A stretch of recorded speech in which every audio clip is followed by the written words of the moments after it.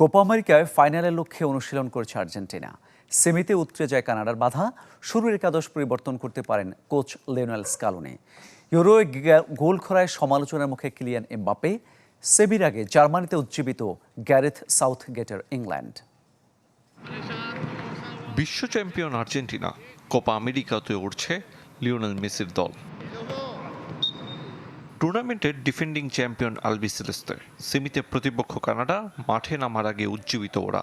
তবে ফুটবলারদের মতো কোচ লিওনেল স্ক্যালোনি নেই স্বস্তিতে। কি হবে সেরা একাদশ, এ নিয়ে আর্জেন্টাইন কোচের ভাবনা। মিডফিল্ডার এনজো ফার্নান্দেসকে শুরুর একাদশে নাও দেখা যেতে পারে।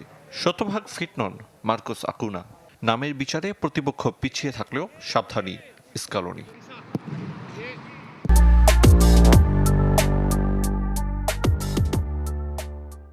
এদিকে হারের দায় নিলেও সমালোচনায় পড়ছেন ব্রাজিল কোচ দরিভাল জুনিয়র। কোপার কোয়ার্টার ফাইনাল থেকে সেলেসাদের বিদায়ে সমর্থকদের কাঠগড়ায় এ ট্যাকটিশিয়ান।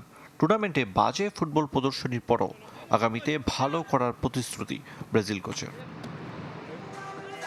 ইউরোয় টানা দ্বিতীয় ফাইনাল খেলার স্বপ্নে বিভোর ইংল্যান্ড। সুইজারল্যান্ডকে টাই ব্রেকারে হারিয়ে সেমিতে ইংলিশরা। শেষ চার খেলার আগে কৌশল সাজাতে ব্যস্ত কোচ গ্যারেথ সাউথগেট। তবে ফুটবলাররা উৎফুল্ল।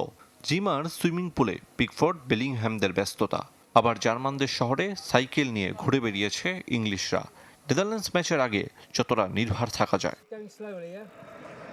ইউরোয় গোল খরায় কিলিয়ান এমবাপ্পে। টুর্নামেন্টের প্রথম ম্যাচে নাকে আঘাত পেয়ে পড়তে হয়েছে প্রোটেক্টিভ মাস্ক। দল জিতল এমবাপ্পে গোল খরায়।